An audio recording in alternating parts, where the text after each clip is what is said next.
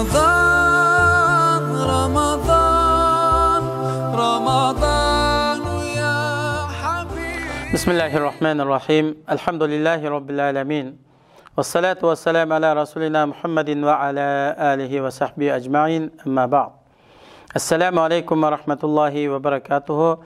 Hürmetlik ustazlar ve qarındaşlar, Ramazandaki gündelik soğat programımızın 30. bölümü başlanışı hararetlik bolğan işinin ahirleşişi parlaq boludu. Allah subhanahu ve taala Kur'an-ı Kerim'de şundaq deydi: "Da'vahum fiha subhanakallahumma ve tahiyyatuhum fiha salam ve ahiru da'vahum enilhamdülillahi rabbil alamin." Ayetinin qısqacha tercümesi, ularning cennetdeki duası: "Ey Rabbimiz, biz seni pak deb etiqad qilamiz" deyishdan iborat. Ularning cennetde bir-biriga beradigan salami ahli do'zax chekayotgan azobdan aman bo'lg'aysan, ya'ni assalomu alaykum deyishdan iboratdir. Ularning duosining oxiri jami hamdu sana olamlarning parvardigori Allohga xosdir deyishdan iboratdir. Yunus surasi 10. oyat. Ularning cennetdeki duası: "Ey Rabbimiz, biz seni pak deb etiqad qilamiz" deb tasbih etishdan iborat. Allah Taala'nın farishtalarning ve ularning cennette bir-biriga qiladigan salami assalomu alaykum, ya'ni sizlarga aminlik bo'lsin deyishdan iboratdir. Ularning duosining ve so'zining oxirisi jami hamdu sana, shukr, madihiya barliq mahluqotlarning yaratquchisi, o'z ne'mati bilan parvish qilguvchisi, olamlarning Robbi bo'lgan Allohga xosdir deyishdan iboratdir.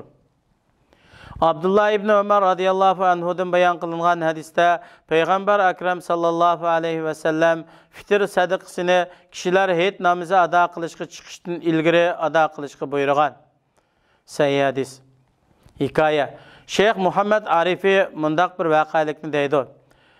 Bir yaş balı kelib bana özünün hemrahının vaqalarini sözlep berdi. Hemrahlardan biri mundaq deydi: "O garip devletlerden biri de şehvani torbet orullarına girip yıllığı $100'dan 5 yıllık $500'a iştirak oluptu. Türlük yanılıklardan bahraman boludu iken, ahırda o özünün maksadiga yetipti. Şunun bilen dost buraderlerinin arasında kılgan işiden pahir kılıp telefonda saklap algan en yeni video ve suretlerini ularga körüstüptü. Şunun bilen dostlarının hemmisi onundan tor beket olunuşunu talep kılıp, özlerinin bununla iştirak kılıdığalıqını bildiripti. O dostlarga, sizler iştirak bolumuz deb özanlarını artık ziyan uçratmağla, men sizlerge hemkarlaşıp bir grup kurmen, e-mail adresimden bana kelgen her kandak yanılıqını sizlerge grupudan yollap birmen depti. Şunun bilen onunla 100 kişinin e-maili toplanıptı. Her kandak nersi kelse hemmisiga tang yollanıp duruptu.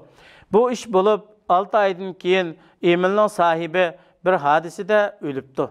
Onun hemrahlardan biri mundaq depti: "Ey şeyh, hazır men e-mail adresimni açsam, vafat bo'lgan dostumning e-mailiga kelgan narsalarning ve shahvani torbatdagi narsalarning hammasi ichiladi. Gruptimi shundaq. Men vafat bo'lgan dostumga qabrisi qitiladigan gunohning ziyoda bo'lib ketishidan ansirdim. Men torbat egisiga telefon qilib, ahvolni tushundirib, dostumning vafot bo'lganligini hamda uning e-mailini to'xtatib o'tishni talab qildim. Lekin torbat egisi u kishi bizning torbatga 5 yillik ishtirok bo'lgan, uning pulini berib o'tgan. Biz 5 yil to'shmog'icha buni to'xtatib qo'ya olmaymiz. Lekin maxfiy shifr bilan to'xtatqilib bo'ladi deb mening talabimni rad qildi. Men ko'p urindim. O'zimning ismim, adresim hammani deb berib, har qanday mas'uliyat kelsa men ustimga oldiganligimni bildirdim. Lekin ular buni rad qildi. Hatto vafot bo'lgan do'stimni onasi tushida nurg'un itlar uning qabrisiga kelib, siyib qo'yib ketganligini ko'ribdi. Uni anamga so'zlab beribdi.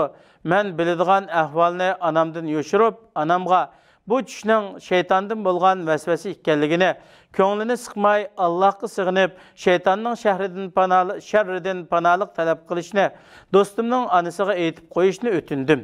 Ey shayx, men nima qilishim kerak?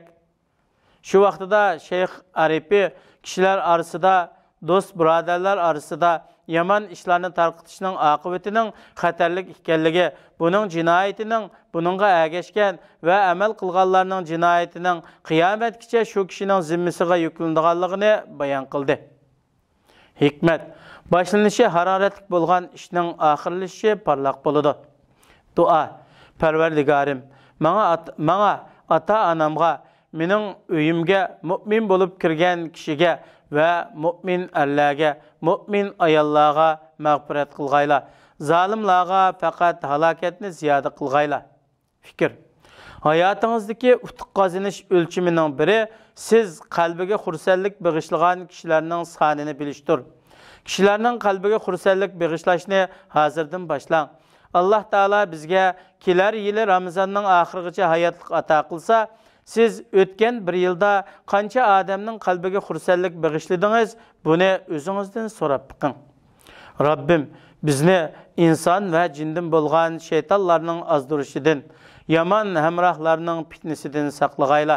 Vassalamu alaykum va rahmatullohi va barakatuh.